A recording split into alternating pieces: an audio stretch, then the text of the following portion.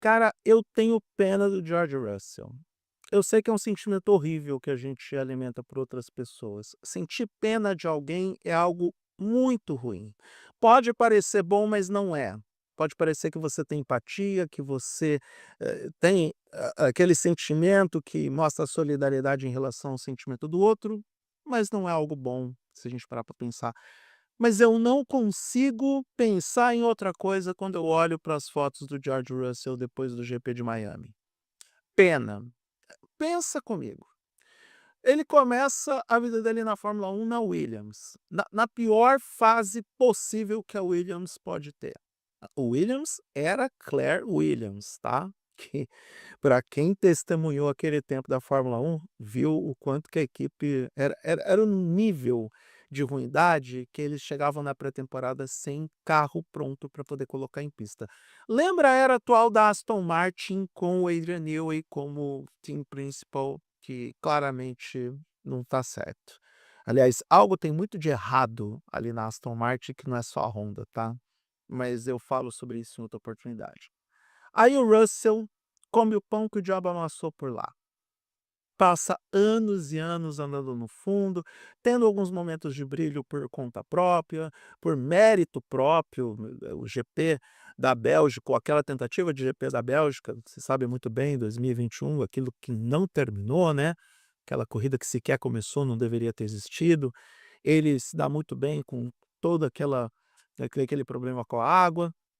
E aí ele é contratado pela Mercedes. Ou melhor, ele já era um piloto Mercedes, ele é resgatado daquele inferno chamado Williams e vai para a Mercedes, com a missão de seguir com a operação da equipe depois da saída do Lewis Hamilton. Porque hoje a gente sabe muito bem que a ida do Russell para lá já tinha em mente uma eventual substituição do heptacampeão do mundo. Ele espera pacientemente o tempo passar, e enquanto o tempo passa, ele supera o Hamilton dentro da equipe, dentro da era do efeito solo, se adapta muito melhor ao efeito solo do que o Hamilton. O Hamilton acaba tretando com o pessoal lá na Mercedes, se vê desprestigiado com as suas visões e opiniões a respeito do desenvolvimento de carro, recebe uma pilha de dinheiro na porta da casa dele, um convite do Fred Vasseur e está agora na Ferrari. E eu devo dizer, tomando pau do Charles Leclerc. Mas essa conversa, muitos de vocês não estão preparados para ela e a gente fala sobre isso em outro momento. Aí o Russell olha para o projeto da Mercedes, para essa atual geração de carros, e sabe que a Mercedes vai muito bem, sabe que a Mercedes está com um carro excelente, o melhor carro do grid, o melhor motor, tem toda a equipe pensada nele. Obviamente, ele é o primeiro piloto da equipe, está pronto para liderar a equipe para uma nova era de conquistas. E, de fato, a Mercedes ainda tem o melhor carro da temporada até agora, apesar da recuperação da McLaren em Miami, apesar da Ferrari tentar e falhar equilibrar as coisas no começo da temporada.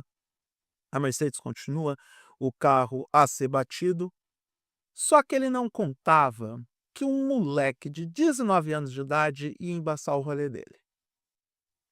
Jamais estava nos planos do nosso amigo George Russell ver o Kimi Antonelli, depois de 4 etapas, ser o líder do campeonato mundial. E abrindo vantagem em relação ao Russell, porque nas últimas etapas o piloto britânico não teve um bom desempenho. Eu, sinceramente, não sei o que pensar, apenas sentir. E o primeiro sentimento é pena, o segundo já começa a ser de vergonha alheia, porque ou o Russell se toca do que está acontecendo, ou vai ser tarde demais para reagir. Por que que eu digo isso? Porque a McLaren já reagiu. Norris e Piastri já entregaram um bom desempenho, já terminaram na frente do Russell na etapa de Miami. E por mais que vocês falem do Lando Norris, que ele não merece ser campeão do mundo, que vocês falem do Piastri, que deu aquela regada no final do ano passado, na segunda metade da temporada, muitos entendem que era para o Piastri ser campeão do mundo, né, não podemos duvidar da competência dos dois, da mínima competência dos dois e da competência da McLaren, comandada por um André Stella que, ao que tudo indica, é especialista em atualizações de carros e pelo Zac Brown, que é um gênio corporativo, porque, caramba, a McLaren que estava bem atrás no começo da temporada, precisou de uma pausa de 5 semanas, onde todo mundo assentou a poeira e estudou melhor os seus carros e os carros dos adversários, para entregar um salto técnico da forma como nós testemunhamos lá nos Estados Unidos. Parece a minha pessoa quando eu paro para pensar. Se eu paro para pensar 3 ou 4 dias, rapaz, eu volto um Super Saiyajin nível 4. A pergunta que eu me faço e que eu lanço para vocês nesse vídeo, inclusive no título do vídeo, é: será que o George Russell está passando já pelo efeito Lando Norris 2024, 2025? Será? Porque, assim, no caso do Norris do ano passado, tudo bem, ele conquistou o título, nós já sabemos disso, e a gente precisa virar essa página do questionamento se ele merecia ou não. Para mim, mereceu, principalmente depois da entrevista que ele deu, se eu não me engano, para a Vogue, falando que para ele era mais importante ficar com os amigos dele do que ser campeão do mundo. Isso fez com que, e eu sei que essa palavra é horrorosa, é a frase de coach, a frase do pessoal lá do sapatênis lá de São Paulo, o mindset. Depois que o Norris mudou o mindset dele na segunda metade da temporada, ele foi lá para conquistar o título. Mas todo mundo viu como aconteceu. Em dado momento, o Norris estava suando frio quando viu o Verstappen se aproximando, diminuindo a distância em pontos e quase conquistando o campeonato. Será que o George Russell já está nesse modo Lando Norris do ano passado? Eu penso que ele não pode entrar nessa. Ele não pode pegar pilha agora do Antonelli, porque está acontecendo muito diferente daquilo que ele imaginava. O campeonato só está no começo, tudo bem. Não conta a favor do Russell o fato de termos etapas a menos esse ano. Não, acho que os cancelamentos das etapas por conta dos conflitos do Oriente Médio mais prejudicaram ao piloto britânico do que o ajudaram. Ajudaram ao Antonelli, inclusive para o Antonelli trabalhar o seu mental e o seu psicológico para o que vem pela frente. E aqui eu volto a citar o GP do Canadá, porque ele vai ser muito importante para todos esses envolvidos, mas principalmente para o piloto líder do campeonato, porque ele é muito novo, ele só está na segunda temporada, o que ele está fazendo é algo fantástico, mas a partir de agora vem a pressão para cima dele. Uma pressão que o Russell já sabe como lidar. Uma pressão que o próprio Russell vai ajudar a exercer para cima do Antonelli. Então, vamos ver como é que o Russell vai se comportar a partir de agora, porque ele precisa de demonstrar poder de reação. E pelo menos por enquanto, pelo menos na fotografia de momento, pelo menos do que nós testemunhamos nessas etapas onde o vencedor foi o Antonelli, principalmente nos Estados Unidos, nós não estamos vendo o poder de reação do George Russell.